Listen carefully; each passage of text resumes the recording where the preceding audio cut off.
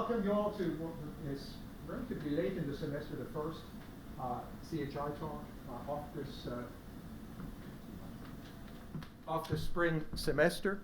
I thought, given the particular confluence of a German director and a German speaker, I would rather invite my colleague Joshua Hill up to do the introductions, lest folks thought they lost a war or something.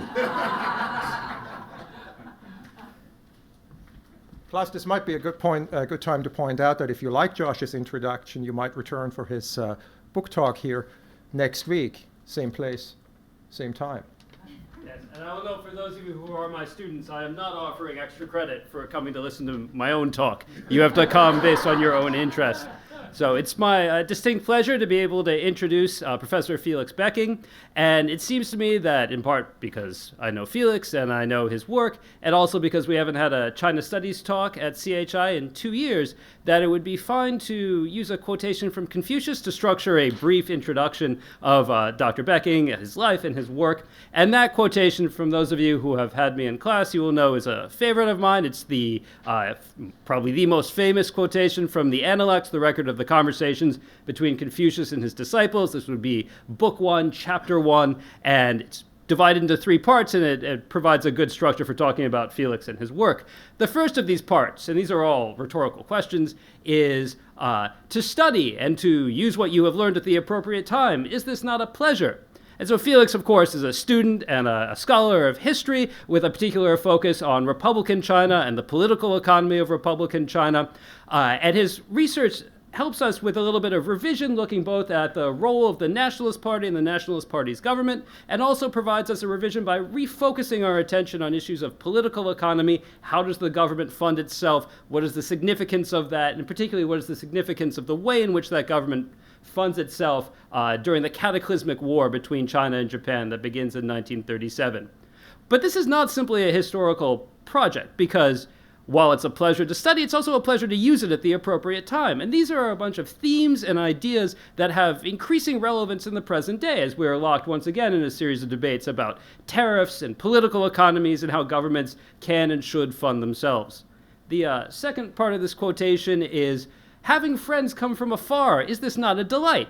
And this, of course, Dr. Boecking is smiling already. This is a famous quotation that's used for introducing foreigners in China. But it seems to me it's unusually apt for talking about Professor Boecking, because his own life story and life background really represents the ability of academia to bring friends from afar together. A native of Germany, trained at Oxford and Cambridge in the United Kingdom, who has spent substantial time in the United States at the Fairbanks Center for China Studies at Harvard and at the Harvard History Department in the past as a postdoc, and now at the Wilson Center in Washington, D.C., as well as someone who has substantial academic ties in the People's Republic of China itself. He's someone who spans the globe in his background, and that certainly informs his work. And then the final bit of this first part of the Confucian Analects is, to be unknown by others, but bear no resentment, is this person not a gentleman? And while, of course, Dr. Boecking has always been a gentleman, and his work certainly is unknown to most of you right now, it will not be by the end of this talk, whereupon he will still be a gentleman, even though we know about him. So that, I think you will. Thank you very much.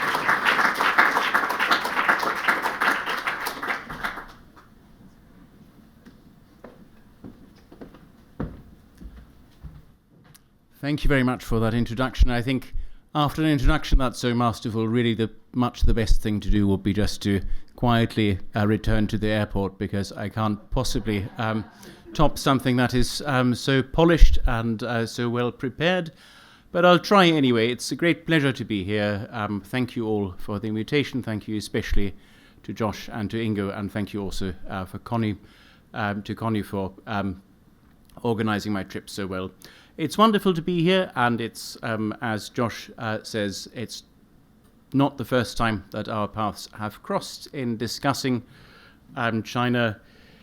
When last we were talking about these things, that was, I think, in a windowless basement in Robinson Hall in Cambridge, next to the vending machine. So I think both of us have moved on in the world since then. So thank you for having me today. It's a particular pleasure to be here because I gather that one of the things that the Contemporary History Institute does is to think about how we might use our study of the past to inform how we think about the present, and indeed to think about how we should prepare ourselves for the future. Now, for most of us in this room, I'm guessing that is something that is, for historians, should come quite naturally. Some of my colleagues in my home institution would probably say that that is quite a vulgar approach to history, and what they really want to do is to get stuck in the study of one particular Scottish monastery in the Middle Ages, and they derive great enjoyment from this. They do it extremely well, and they are wonderful scholars and very nice people. But I do think that there is a lot to be said for thinking about this project on trade and tariffs in Republican China within a slightly larger timeline, because of course when I started working on this project in the early 2000s, trade wars really seemed a very esoteric subject, certainly quite a historical one, and that, as we know, has changed quite significantly in recent years. I arrived in DC at the Wilson Center expecting to talk mostly about my current research project, which is about economists under Mao and Deng, what you could say, what you couldn't say. And I found that actually, when I said what I'd done this book about, that often drew a more interested response than talking about the current project, because, of course, China, trade and tariffs are back in the news thanks to recent changes in US politics. I think, in fairness, we should also say thanks probably also to recent changes in Chinese politics. But anyway, once again, we are talking about China, trade and tariffs. I haven't had my sales figures for this year yet. I don't think this has yet led to a run on this book. Certainly it is still in hardback. I should also say that my contract says that I will only start earning from the 1,001st copy that is sold, and I haven't had a check yet. So we are not at that point yet. Should you be so moved, it's only $40, which you will know for an academic hardback is actually quite a nice price. All right, commercial plug over. Let's move to the intellectual content of what I want to talk about today. So I want to think about the work that I did for this book under 4 particular headings, which should take me about three quarters of an hour, and I then look forward to your questions. And if anyone wants to ask about the current project and the Chinese economists and how they relate to the first one, that certainly is something that I'd also be very happy to talk about during the questions. So I want to think about 4 particular themes. I want to think about protectionism and whether it worked for the Chinese nationalist government in the 1930s, which leads to the larger question of whether protectionism can work in certain situations and what those situations might be and what consequences it has. I want to think about the unintended effects of trade policy, and here particularly the rise of smuggling, which is something that becomes a very significant problem in China in the 1930s, and something that is a constant cause of friction between the nationalist China of Chiang Kai-shek and Imperial Japan. I want to think about the question of the narrow tax base of the nationalist regime of Chiang Kai-shek and whether that had anything to do with its eventual political fate.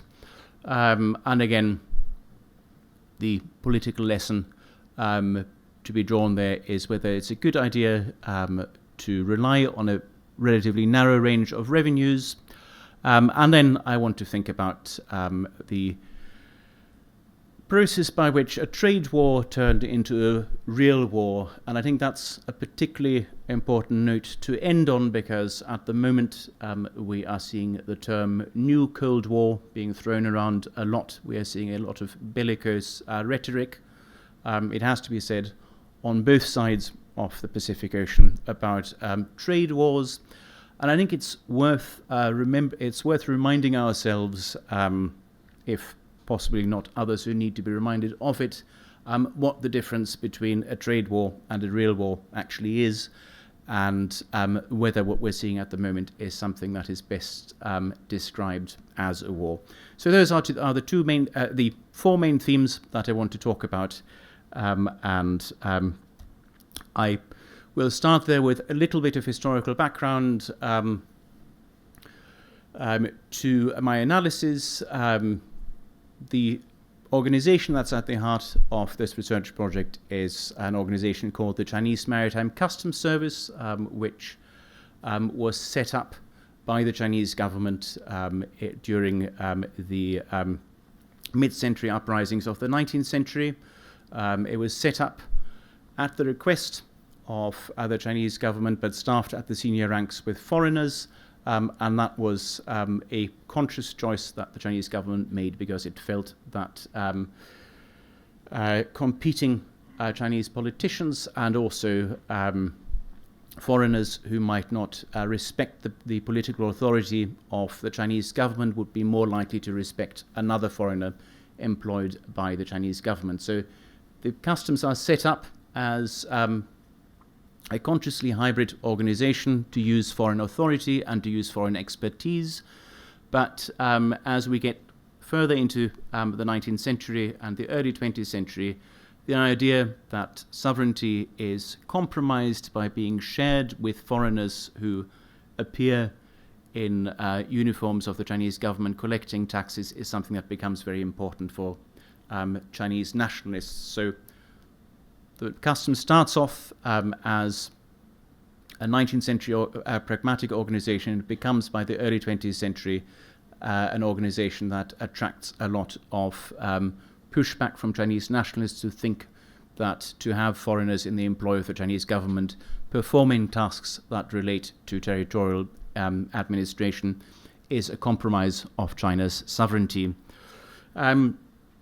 One result of the way in which the customs is set up in the 19th century is that when, after the revolution of 1911, political authority fragmentates in China, and you have a internationally recognized government in the 1930s which controls only 6 provinces out of China's 30 provinces, you still have custom houses that are answerable to the nationalist government in bits of China which the nationalists don't actually control. So that's something that comes out on this map, and we had a little chat about about blowing up the crucial information here. So just to make the point here that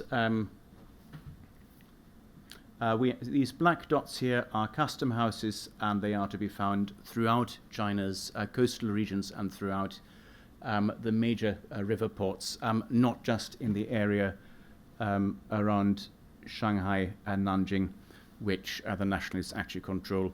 So there are different ways of thinking about territorial integrity and political authority in those years.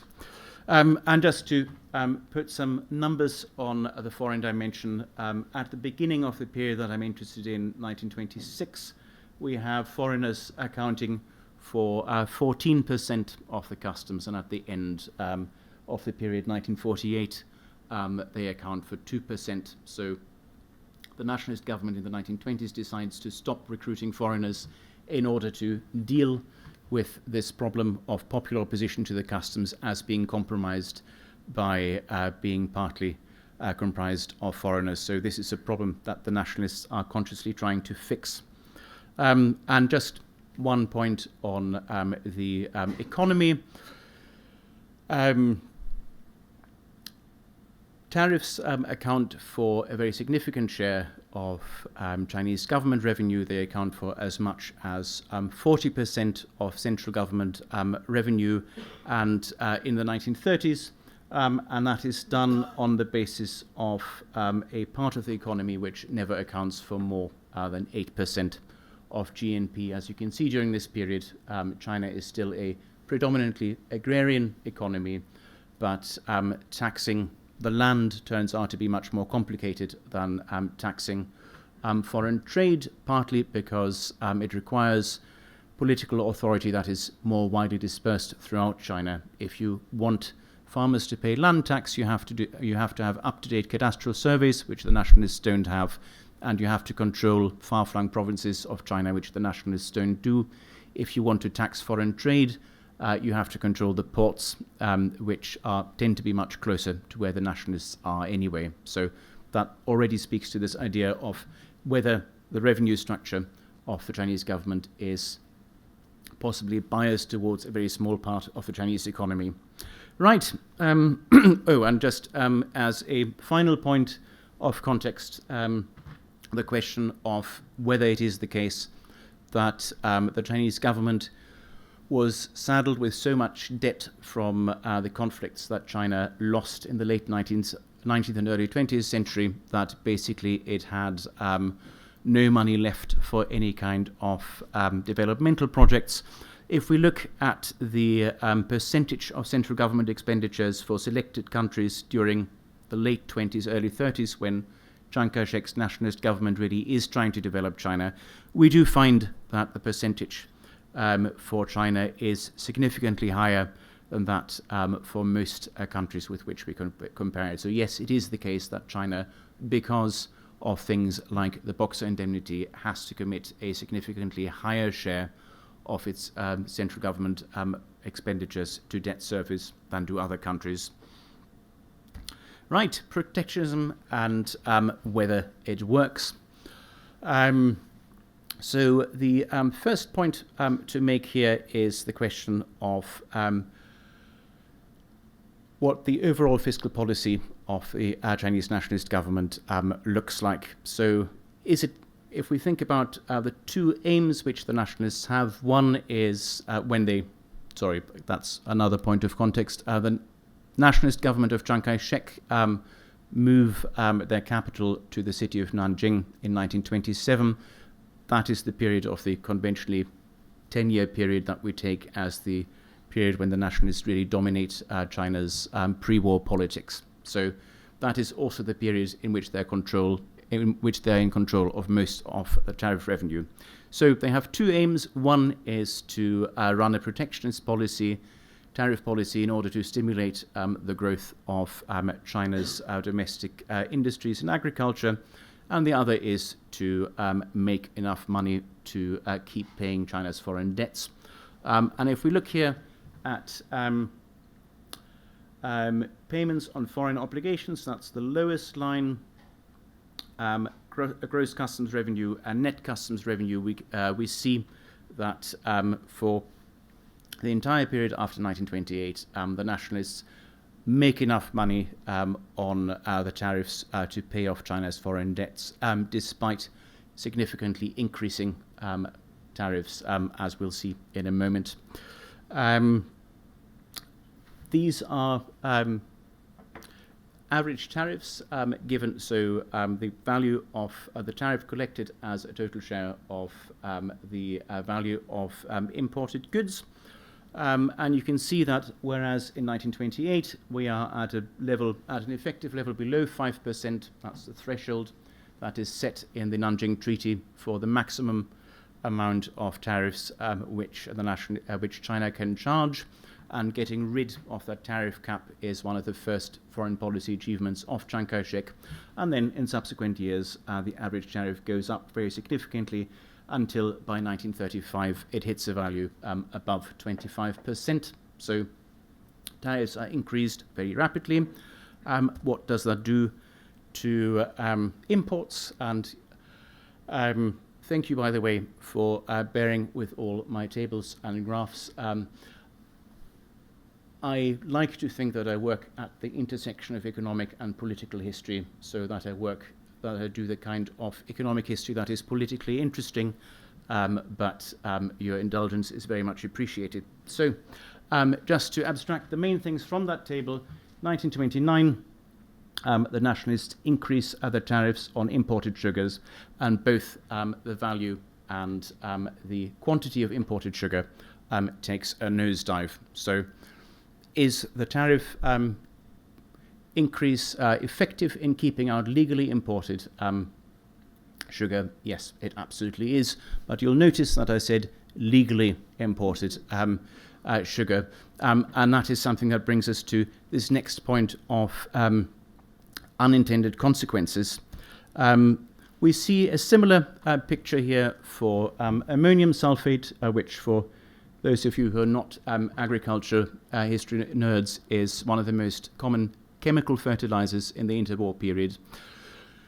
And ammonium sulfate is an interesting case because there is no domestic producer of it. There are domestic sugar producers whom the nationalist government could try and protect by increasing tariffs. Nobody in China during this period produces ammonium sulfate. So the nationalist government taxes it because it can, because it reckons that farmers who have the money to buy chemical fertilizer also have a bit of extra cash to pay a tax on it. The result which this has is that, again, the legal importation of taxed ammonium sulfate decreases until the tariff is revised downward again. If we look at the kind of experiments which Chinese agronomists do during this period, they suggest that ammonium sulfate is a much more effective fertilizer than traditional Chinese green fertilizers. So, had the Chinese government not decided to tax ammonium sulfate, Chinese agriculture during this period would probably have been more productive. There's a more contemporary dimension to this, which is that ammonium sulfate is really not very good for the soil. So, concentrating on green fertilizer was probably in the interest of the soil, not so much in the interest of peasants trying to make a living in the 1930s. So if we think about the interests of the Chinese government here, taxing imported ammonium sulfate for which there's no domestic competition suggests that the priority here is on raising revenue and not on increasing the overall welfare of the Chinese population. And a third case, imported cigarettes, again, for which there is domestic competition. Again, we see the value and quantity collapsing after tariffs are increased. So is the protectionist tariff regime effective in keeping out legally imported foreign goods, such as the three for which I have shown you figures? Yes, it absolutely is. Is that the only relevant aspect of this conflict, of this trade war, though? No, it absolutely is not. And if we want to understand why that is the case, we need to think briefly here about the fragmented nature of political authority in the Republican period. The bit that's shaded in dark here, those are the provinces which the nationalists control throughout the entire period from 1928 to 1937. You can see that that is quite a small part of China. It's a very important small part because it encloses some of the richest provinces, but, for example, the nationalists do not control throughout this entire period Guangdong province, from which they had originally marched north. They do not control, except in name, the North China Plain around the city, which at that point is called Beiping, and now once again is called Beijing. And that means that when you have a political regime with a particular trade policy, the authority of which does not cover the entire country, which it claims to control, you are going to get friction in the enforcement of that trade policy. One example, in the early 1930s, Guangdong province has a separatist government of people who also call themselves nationalist, who claim that Chiang Kai-shek and his allies have betrayed the ideas of Sun Yat-sen and that they are the true heirs of Chinese nationalist thought. And the Nationalist Ministry of Finance in Nanjing sends a high-ranking Chinese official from the Chinese Maritime Customs down to Guangdong to negotiate some kind of deal on sharing the revenue, because the fact that the separatists are stopping the customs from collecting tariffs is making such a dent in customs revenue. And these debates are quite interesting because again and again it emerges that Guangdong traders will say that they see no reason to pay tariffs to the government in Nanjing because they do not know who these people are, they never see them, they never derive any benefit from being allegedly governed by them. They can see why they should pay tariffs to the separatist government because they can, these people are actually around, they are their local political authority, but paying tariffs to Nanjing does not make sense to them. So eventually, in a very pragmatic way, the nationalists work out a revenue sharing arrangement with the Guangdong customs, Guangdong separatist customs, and that deals with the problem. But you have this problem here for the nationalist government of being, on the one hand, the internationally recognized government of China, and on the other hand, having absolutely zero practical authority in the Pearl River Delta because somebody else is in control. Somebody else who confusingly also claims to be a nationalist. There are a lot of people calling themselves nationalist in China during this period, and it's always a matter of debate whether that is what they actually are. We then also have the problem of the North China Plain, so up here, and you can see that this is next to the Japanese client state of Manchukuo after 1931. And what's worse, the North China Plain is turned into a demilitarized zone, which means that customs personnel are not allowed to carry arms. Neither, technically, should Japanese and Korean and Chinese smugglers be carrying arms, but they are somehow much less concerned with the finer points of the law. So technically, you have a customs service which is technically loyal to Nanjing, collecting tariffs in the North China Plain. In actual practice, you have local traders running entire goods trains with sugar, which is produced in Taiwan, which at that point is a Japanese colony, is then shipped into Manchukuo and is then sent by train to Tianjin and to Beiping. And this gets so bad that at one point the Japanese Chamber of Commerce in Tianjin complains to the Japanese consul in Tianjin about smuggling of imported sugar into Tianjin, when it really doesn't take a genius to work out that most of that smuggling is actually Japanese sponsored. So you have Japanese merchants in Tianjin complaining about other Japanese merchants in Tianjin importing sugar from a Japanese colony in Taiwan on Japanese ships running into a Japanese client state. So a lot of the ways in which we think about political authority about this period clearly don't actually apply to the political realities on the ground. We have similar discussions that take place between the British Consul General in Shanghai and the Japanese Consul General in Shanghai. So British diplomats go to their Japanese colleagues and say, can they please stop this smuggling? To which the answer is that the Foreign Ministry in Tokyo has absolutely no control over what the army does in Manchukuo, and therefore the answer is no. Which is probably even true because basically for a time in the 1930s, Japan has two different sets of foreign policy, one that of the imperial government and one that of the army and navy. But again, it is not just the case that China has a very fragmented political authority at this time. This trade war is also being waged with another country where apparently there are also at least two different centers of foreign and economic policy. So raising tariffs produces a drop in legally imported foreign goods.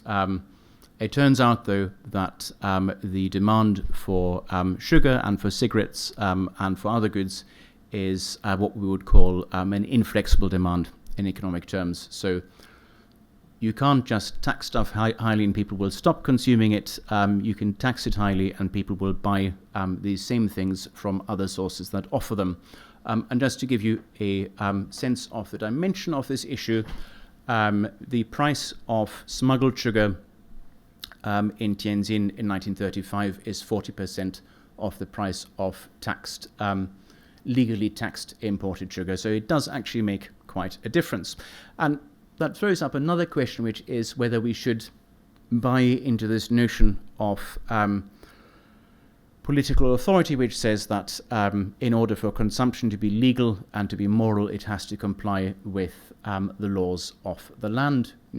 Why should someone in Tianjin who in fact had absolutely no benefit from the political authority of the nationalists in Nanjing have to pay taxes to them when really there was no protection and no services being offered from Nanjing to people in Tianjin, because Tianjin was beyond the control of the nationalist government. So really the question of legal and illegal goods, or smuggled and legally imported goods, is perhaps less meaningful than just thinking about who these people are paying taxes to, and sometimes also who are these people paying taxes to, and how often are they being taxed for importing the same goods, given that you don't have a monopoly of taxation because different power holders are trying to tax the same goods. And that is just a particular case study of the railway lines of near Tianjin and how they are being used for smuggling. And the main point here is that these are publicly run railway lines which refuse access to their goods trains to the customs service of the Nanjing government. So again, a point there about political fragmentation. This is to give you a slight idea of the size of what we're dealing with. So this is one particular day, 21st of May 1936. And on that day, 83,000 kilograms of sugar are shipped through through one of Tianjin's several railway stations, 7,000 kilograms of kerosene and 3,000 kilograms of artificial silk yarn. If we look at what's going out of Tianjin that same day, we can see that 107,000 kilograms of sugar are being shipped out, as are 6,000 kilograms of artificial silk yarn. Presumably that is because the smugglers actually have stores, and this is broken down by railway lines. So clearly this is quite a sophisticated operation. So smuggling here really does not mean somebody taking a packet of sugar in their suitcase. We are talking about entire railway carriages being run past customs guards who are not allowed to check and collect taxes on them. Okay, so we can see that protectionism in this particular case has unintended consequences. We can see that in many ways it draws to the attention of the Chinese population what they probably already know, that the political authority of the nationalists is limited and fragmented, but it also has a more immediate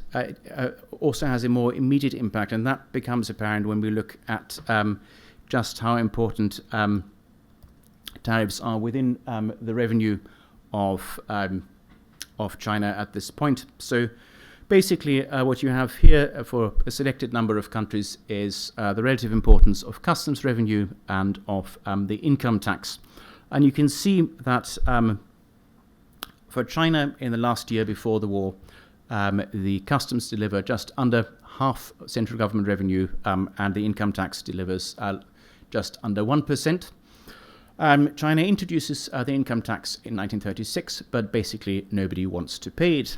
And this is not a system where compliance with the income tax is technically legal. It's just that basically Chinese enterprises refuse to open their books to the tax inspectors sent by the Chinese government. So the only people who pay this income tax are government employees, unless they can avoid it by making a deal with the tax office, and employees of China's nationalized major banks.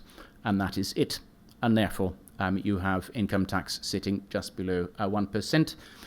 If you take the other extreme case of the United Kingdom, where of course the income tax has a much longer history going back to the Napoleonic Wars, you can see that in the last pre-war year, the income tax accounts for over a third of central government revenue, and indeed for more than the combined customs and excise figure. So, in other words, China is very dependent on customs and cannot rely on the income tax to defend itself from any shocks that the collection of customs revenue might experience.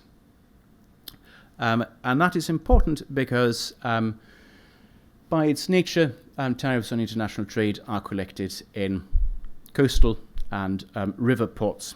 So that when I'll skip those two here, and so that that's the map I needed.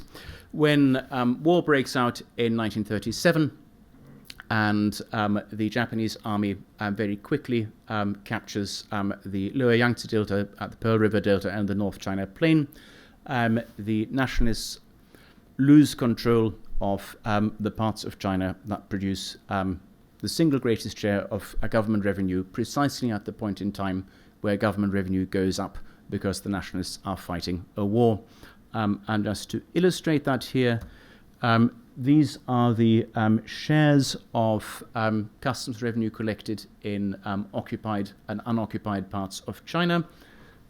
So we have unoccupied up here and occupied down here, and you can see that basically by early 1940 you have less than 5% of customs revenue being collected in nationalist-controlled areas. So if you put that in the context of customs revenue having produced almost half of central government revenue, this has a catastrophic effect on the financial stability of the nationalists. And that is important because during the war, the nationalists resort to a lot of taxes which they had earlier on gotten rid of as being outdated. There's one tax in particular, the transit tax, which the nationalists abolished with great fanfare in the early 1930s, that had been introduced mid-19th century. And basically it's a tax that you pay on a good when you move it from point A to point B. And the way it is collected is basically that a man with a gun shows up at the roadside and says, would you like to pay me the transit tax? And you are then, as a trader, well advised to say, well, that's a very nice idea, here it is. So the beauty of this model is that it's very simple to collect and to administer.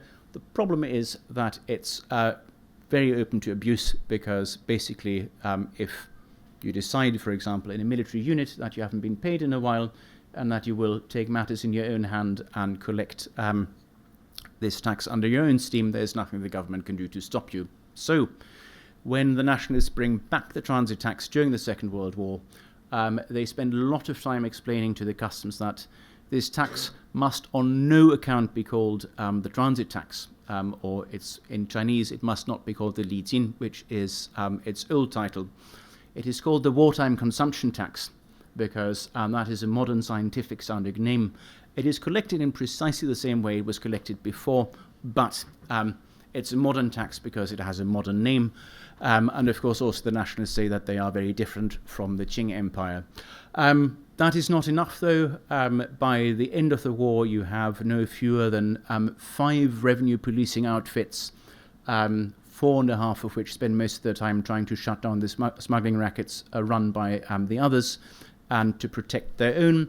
You have trade going on across enemy lines with the sanction of the nationalist state. So many things that the nationalists do during the war directly undermine the political legitimacy of the nationalists in the post-war period. The nationalists emerged from the war politically discredited.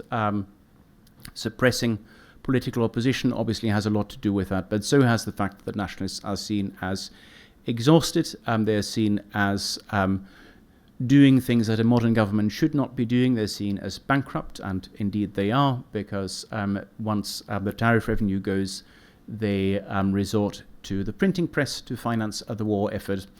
And so choices in fiscal policy have a lot to do with the outcomes of the war.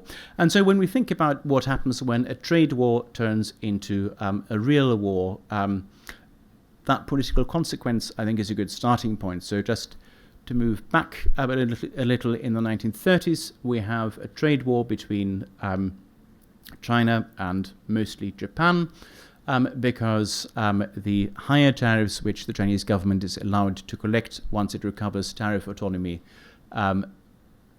hurt the interests of Japanese merchants, and also because the Japanese military and eventually the Japanese government decide that they're going to use smuggling as a political tool to hurt the Chinese government prior to invading China. You have a situation up until 1937 where the nationalists managed to contain the problem at such a level that tariff revenue and therefore government finances remain stable.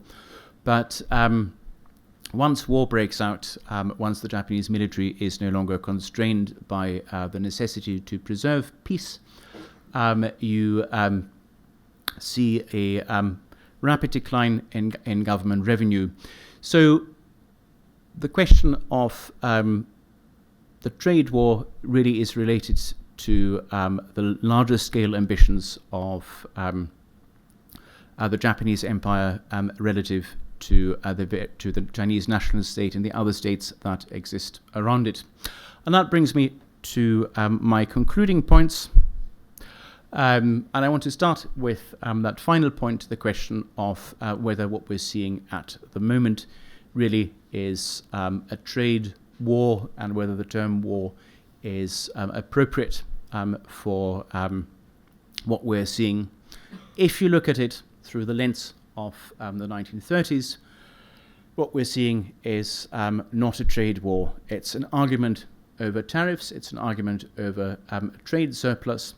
But when we have this historical precedent in mind, I think we need to remind ourselves that there is a line that runs from the Japanese decision to push imported sugar into the North China Plain all the way to the Nanjing massacre and other horrors perpetrated by the Japanese military during the wartime. That certainly is the line which the International Military Tribunal for the Far East took at the Tokyo War Crimes Tribunals, that this was part of a long-term conspiracy against peace. We may not necessarily agree with that judgment, but I think we should probably be quite careful in using the term war to describe a situation that we're seeing at the moment. Going backwards then, the question of the narrow tax space, that certainly is something. I think there certainly is a broader lesson here. The immediate lesson is that if you're about to be invaded by the Japanese army, it is a really bad idea to rely on tariff revenue. Moving on from that very narrow lesson, it would seem that governments which have a broader tax base are less vulnerable to political shocks. So relying on any particular revenue of tax for as much as half your central government expenditure is probably something that in a volatile political environment is something that is apt to be dangerous. The question of the unintended consequences of trade wars, really the consequence which we see here is the rise of smuggling and consequently the fracturing of political authority in China in the 1930s. And that brings us to the first question, the question of protectionism and trade wars. And there, I would say the lesson is that if you start a trade war, you should be very certain that you know what you're doing, what you want, and how you're going to achieve it, and also how you know once you've achieved it, because of the potential unintended consequences. And that seems a good place to stop. Thank you very much.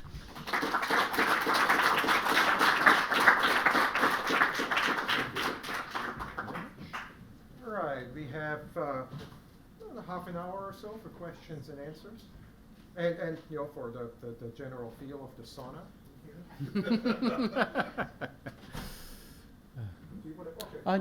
Why don't you go? All right, Mike. So, in one way, this seems also like a story about state-society relations. And I wonder if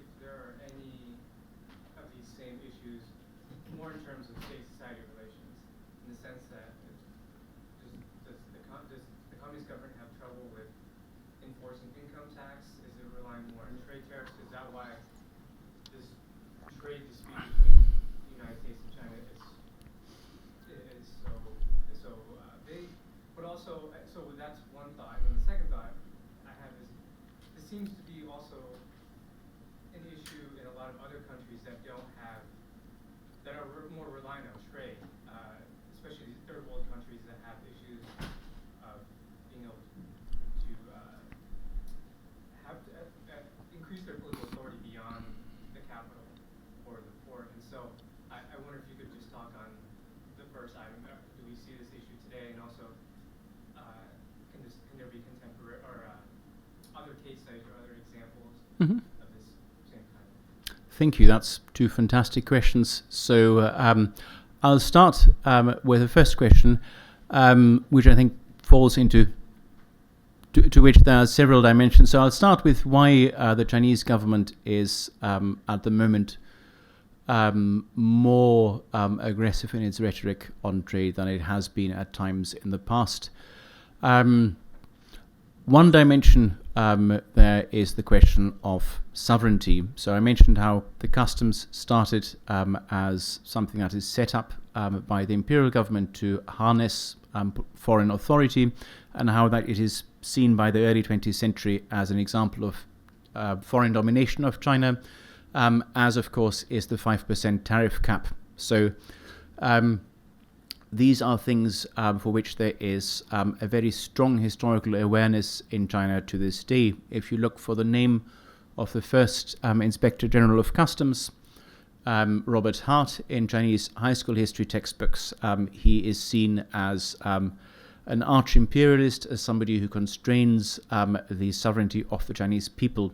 So any discussion that you have with a Chinese politician about international trade is probably going to have those kinds of historical echoes, that because China's foreign trade was dominated in the 19th and 20th century by political constraints imposed on it by military force, therefore a discussion about trade in the present day period is also always a discussion about sovereignty, and the claim to defend China's sovereignty is one of the planks of legitimacy which the Chinese Communist Party has come to rely upon increasingly as it has become less and less communist, certainly less and less Marxist.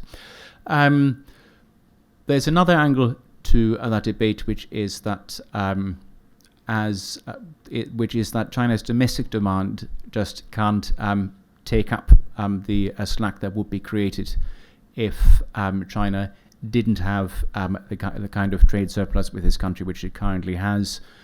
China's middle class, China's urban consumers are growing in numbers, but if there's one thing that the Chinese government and the Chinese Communist Party are really scared by, it is instability. So anything that leads to instability, like unemployment that might be caused by factories going out of business because there's nobody wanting to buy their goods, that is the kind of thing that will make the Chinese government do almost anything in defense of the status quo. So I would say that another reason why the Chinese government is being more assertive here is that there is a fear that GDP growth rates are already slowing down, and that diminishing, that running down that trade deficit is something that could have implications for the employment rate. And then thirdly, we have currently as the state chairman and party secretary general a political leader who is more assertive in character, more dictatorial than his immediate predecessors. So it's probably also a question of style. And, it's hard not to mention that the Chinese also follow the political news in this country. So it may be that another reason why they feel they can get away with more assertive rhetoric is that they feel that how do I say this in a tactful way, that perhaps they are in a stronger negotiating position at the moment vis-à-vis who they're dealing with than they were 1 or 2 administrations ago. And then to get to your second question, which is about fragmented political authority, I think this absolutely is something that we see in, especially in developing countries. I think this question of political authority, how it extends, how it is projected, how far it extends, is something that's common to a lot of developing regimes, to a lot of regimes in which political authority is contested. So I wouldn't ever want to argue that this is particular to the nationalist Chinese state. It just seems to me that a lot of the literature is still written in such a way as to suggest that basically China in the 1930s is Chiang Kai-shek and a couple of people stuck somewhere out in the West. And that, when we look at the map of who is based where and who controls what, is just not something that makes a lot of sense of the facts of the ground.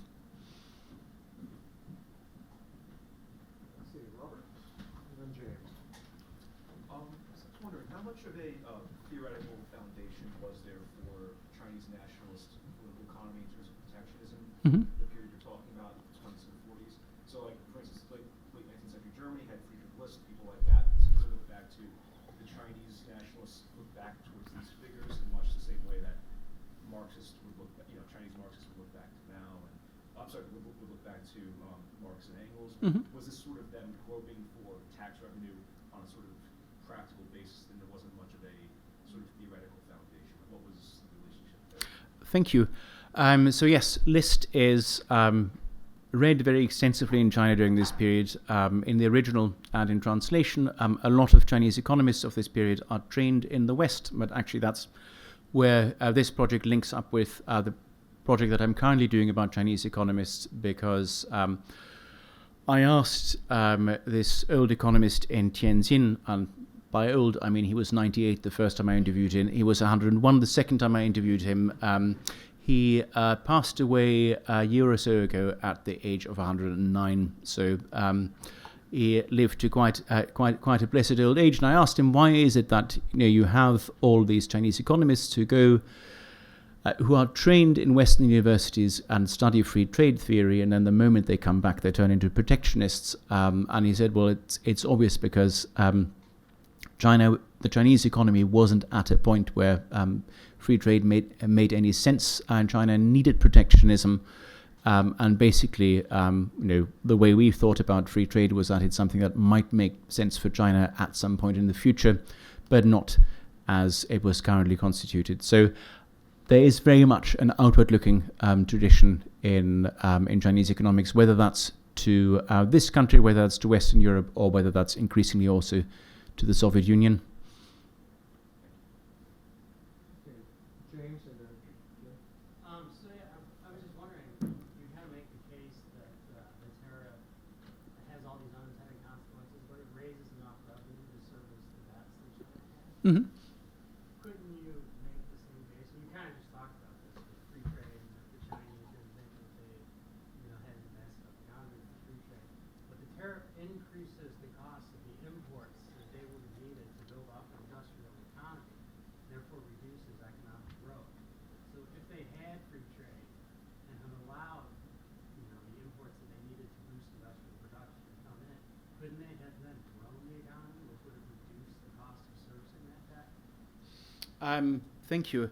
I think the short answer to your question is yes, absolutely. And that is one of the points that I was trying to make with the ammonium sulfate case, that basically in a lot of cases where revenue considerations come up against general considerations of welfare of the population, but also growth of the agricultural economy, it's the short-time revenue consideration that wins out. And I think there are multiple reasons for that. One is that in the 1930s, protectionism is a policy that is seen by a lot of economists as more effective than free trade. A lot of economists are trying to shut themselves off from international influence. The second one is that basically collecting, and we see this with the example of the income tax. the nationalist government is reluctant to stop collecting high import tariffs because it knows it can actually collect them, whereas with a corporate tax, or which it does try to collect at one point over the income tax, basically it has the problem of convincing people of its political authority, which would enable it to, which would allow it to collect those taxes, and also those factories might not be in places that the nationalists control. So if you build a factory up the somewhere up the Yangtze, you would have to, if an industrialist builds a factory somewhere up the Yangtze with the intention of industrializing, say, Sichuan province, that's great for Sichuan province. It's great for whoever controls Sichuan province, but the nationalists don't do that until the early stages of the war. Whereas if the nationalists collect taxes the moment that goods bound for Sichuan province enter the Yangtze River, that is done at Shanghai, which the nationalists do control. So I think there's also this practical consideration of are we actually going to be able to collect? And the experiments which the nationalists make with more modern forms of taxation are not encouraging. Okay, let me take the question in the front row and then come back to Jim. This is my anti-political science bias. We have the same bias, but the other way. Right. It's confirmation bias, right? Yes, please. I was just wondering, how much did these tariffs actually help? Did they help in some ways to actually increase production in China? And because that is the general strategy they're using. And there are, as you said, domestic producers for many of these goods. Did this actually help to increase the national production of these goods at all? Thank you. So I only have a partial answer to that because it's so hard to collect national level production figures on a country that has so many competing sources of political authority. So for sugar, we see a lot of imported sugar coming in without being taxed from Taiwan, basically because the Japanese colonial administration in Taiwan is able to produce it more efficiently than domestic producers. We do see an increase in domestic sugar production as well. So there are attempts to produce refined sugar more widely in China, and also some consumers do actually switch back to using unrefined sugar. So to that extent, sugar consumption is, with the demand for sugar, is inflexible overall, but it is somewhat flexible when we look at different categories. So there is some infant industry, some encouragement of infant industry that happens, but at the cost of fostering the growth of an illegal economy. Cigarettes, there I would say that the protectionist policy is actually fairly successful because we have cigarette factories in places like Tianjin that are very efficiently run. Making cigarettes is technically less complicated than refining sugar, so we also need to think about how technically complex these processes are and what sort of startup costs you have for getting them going. Kerosene, which was one of my other cases, so kerosene is used as an illuminant for kerosene lamps. If you're interested in bad 20th century fiction, there is a truly terrible book called Oil for the Lamps of China. Josh, do you make people read that? It's basically the life and love story of somebody who works for Standard Oil, a thinly disguised Standard Oil in China selling modern lamps, and it's all about these terribly ignorant Chinese who are not smart enough to want to have kerosene lamps. But basically with kerosene, what we see is that people use vegetable oils to run their lamps on. And with ammonium sulfate, even by the end of the war, there's very little production of it, and most people just use green fertilizer. So that's fermented soybeans and manure, basically. Manure, night soil as well. So there is some protectionist effect, but basically at the cost of fostering an illegal, the growth of an illegal economy. So the last two questions sort of got at the point that the tariffs don't look like they were very good development policy Mhm. and pretty incoherent. And given the size of the tariffs and the drop in imports, it doesn't look like very good tax policy. That if they had set the rates lower, they would have collected more revenue. Mm. So who's making these decisions? Are these like politicians who just don't understand sort of the economic logic and they're not really listening to the economists? Or what's driving this sort of like, it's like bad on every dimension? Right. Yeah. I mean, we could say that they just didn't have cocktail napkins and therefore they didn't understand the Laffer curve. Which of course is a great tragedy. No.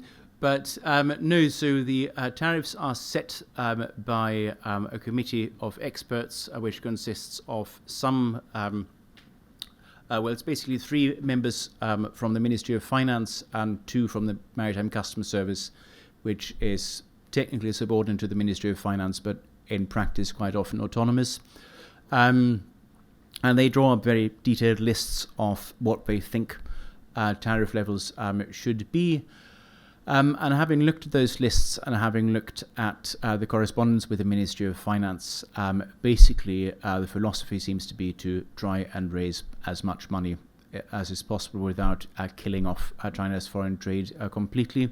And that's done for 2 particular reasons. For 2 separate reasons. It's done firstly in order to increase government revenue, and secondly in order to maximize the protective effect. But as I said, my reading of the Ministry of Finance correspondent with the Customs is that usually revenue maximization is the consideration that wins out.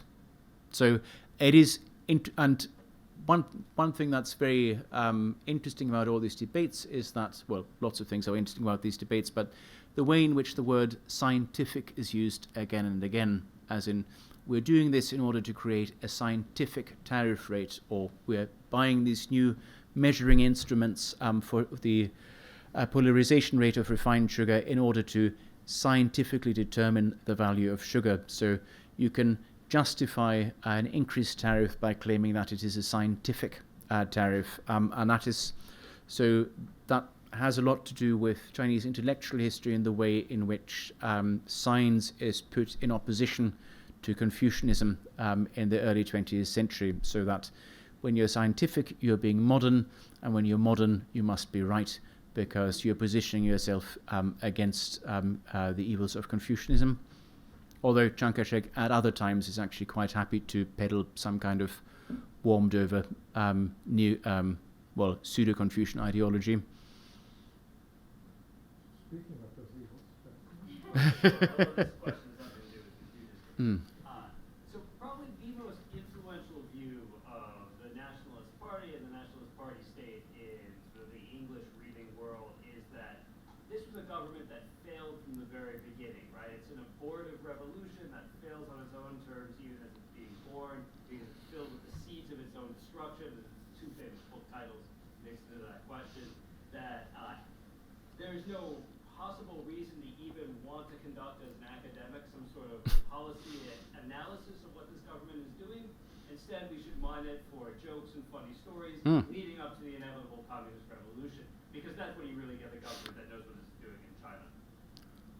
Your work seems to me to have evidence both for that standard narrative of a failed government where they're toying with the tools of tariffs to see how much money they can make right now, regardless of what the long-term effects of that. But it also seems to have evidence of the exact opposite, that this is a government that is in terrible conditions even when it comes into power, not controlling much of the country, trying to rationally make decisions about how to organize the levers of power that are available to it to maximize in some ways its effectiveness. So my question is, which is it? What are the implications of what your choice are? Thank you very much. That gives me the chance to talk a bit about the context. So I should start by saying that I'm not an apologist for the nationalist government, and that's worth saying because some of the reviews have actually made that point, that basically I'm trying to save Chiang Kai-shek's reputation. We have a Kuomintang member in Edinburgh as the head of the Taiwan Representative Office who loved the book because he took it basically as a vindication of the nationalist record and government, and I have at other times been snubbed very publicly by a now very senior Taiwanese DPP politician for doing the kind of stuff I do. I'll spare you the name, but if you ask me again after a drink or two when the camera is off, I might tell you. So for me, this is not a project that is immediately political in the sense that I really don't care about how this book is used in Taiwan's contemporary political debates. I mean, frankly, if any Taiwanese politician thinks that their campaign is going to be advanced by citing my academic book, they probably should talk to the PR person, because they've got to be things that are more effective than that. But in terms of where I stand on the debate on nationalist governance, so if we think about Chiang Kai-shek and his colleagues as statesmen, who was it who Chiang Kai-shek admired? Hitler, Mussolini, Ataturk. And we know that because in 1935, Chiang Kai-shek gives a speech in which he says that China must become fascist because not only fascism can save China. He undergoes a remarkable conversion because by 1938 he's giving speeches about how the Japanese fascists invaded China, and that means that China is part of the worldwide anti-fascist struggle. Chiang Kai-shek was many things, if not ideologically very flexible.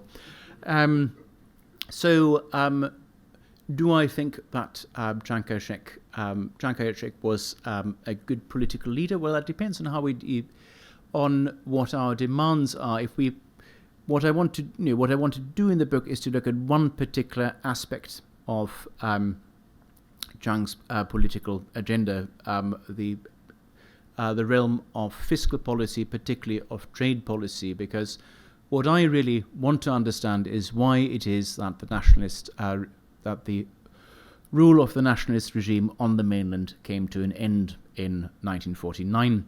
And there it seems to me that the importance of the war of 1937 to 1945 really has been underestimated for a very long time. That narrative that you cite basically says that the nationalists, even in the 1920s, were incompetent, uninterested, and lazy and corrupt, and all sorts of other things, and therefore it is inevitable that they lost the civil war to the communists in 1949. Well, if it was so inevitable, why did it take 22 years from 1927 until 1949 for this actually to happen? Why was it that the nationalists, if they were so incompetent, were part of a wartime alliance that managed to stop the advance of the Japanese Imperial Army? Why is it that if the outcome of the Chinese Civil War of 46 to 49 was so inevitable, it still took 3 years to come about? So to me, the transformation of the structures of governance of the nationalist state during the war are really important in that, and that transformation is driven by considerations of fiscal policy. In 1937, the nationalists are a military dictatorship with a person at its head who has very questionable political taste in choosing his examples for modernization. But what he does reasonably effectively. Chiang Kai-shek in 1937 has more political authority, I would say, than anyone else has had, certainly since the death of Yuan Shikai, but probably actually going back beyond Yuan Shikai. So he's an authoritarian, he's a military dictator, but he is a reasonably competent one by 1937. By 1945, he is discredited, and that is why the war is so important in that story. So the bigger importance of the project to me is in trying to understand why exactly it was that a modernizing authoritarian regime that was moderately successful until 1937 came to collapse in the post-war period, because like you, I have for a long time been very dissatisfied with this narrative that says that the victory of the communists was inevitable. And we all know the cheap jokes about the nationalists in the textbooks, that photo of a group of very old people in Fairbank with the legend saying New Life Movement underneath it. I mean, these are things that are very funny for what they were at the time, but they don't explain why this regime was around for so long and why it held on to power for so long. And in terms of how successful exactly nationalist fiscal policy was, I think, again, we have to think about where are the nationalists in 1937, what would have happened had war not broken out, because if we look at the Ministry of Finance reports, if we look at the reports from, for example, the British Embassy in Nanjing, they all talk about how by the early summer of 1937, China's trade has finally picked up again, and how all the indicators are looking positive. And so I think there's a hypothetical case here that the nationalists might have been successful as a modernizing authoritarian dictatorship, successful in the sense that they would have been around for much longer.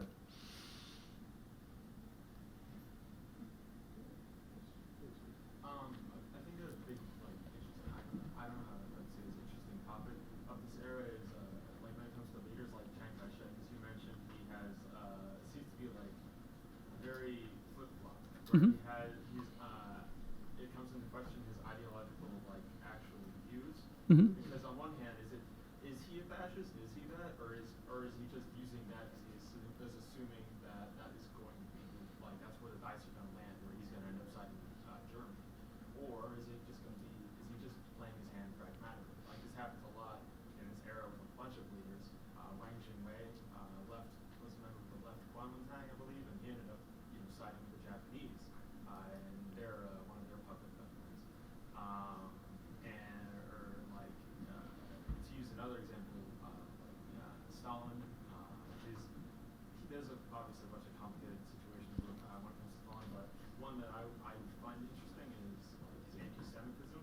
On one hand, he issues declarations denouncing anti-Semitism, but then when it is pragmatically necessary for him, he's giving speeches about being against ruthless cosmopolitans, and there's things like the Doctor's Plot and controversies like that. So in this situation, I have to ask is what do you believe was Chiang Kai-shek's actual character? Do you think he was?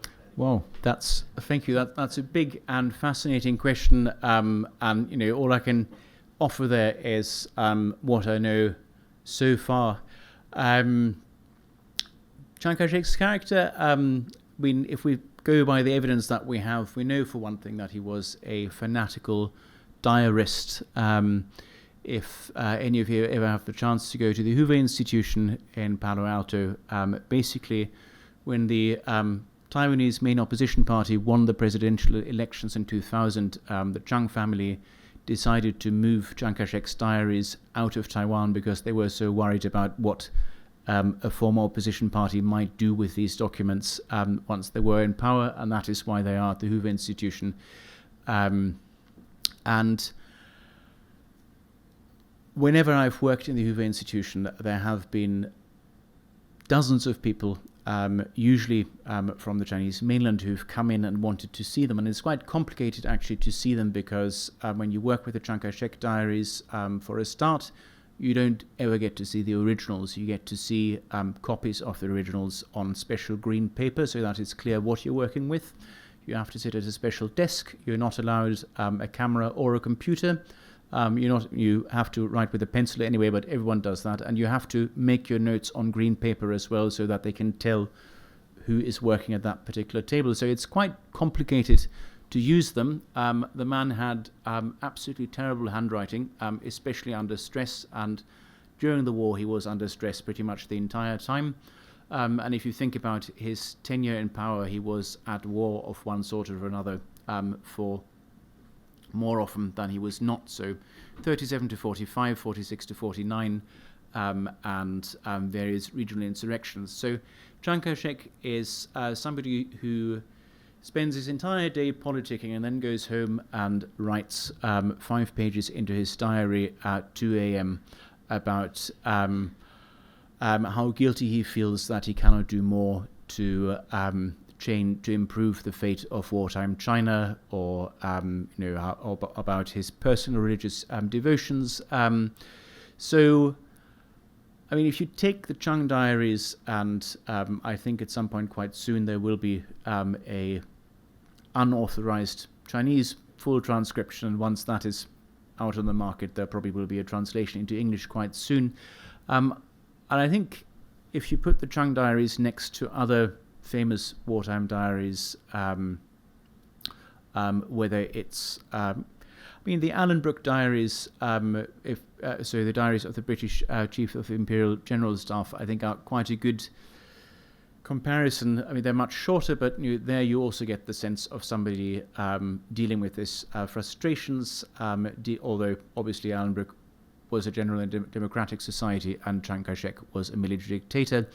But certainly I would say if you put the Chung diaries next to the Goebbels diaries, it is very clear that you're dealing with two very different kinds of people there. I mean, apart from the fact that they're on opposite sides of the Second World War. So what kind of person was Chiang Kai-shek? I mean, I think he was somebody who genuinely believed that he had a mission to strengthen and defend China, and that the best way of doing that was to turn it into an authoritarian society. There are theoretical justifications for doing that in the work of Sun Yat-sen. Sun Yat-sen talks about the importance of the transition or the preparation for democracy, although in Sun's work that's limited to a period of, I think, 2 years, is that right?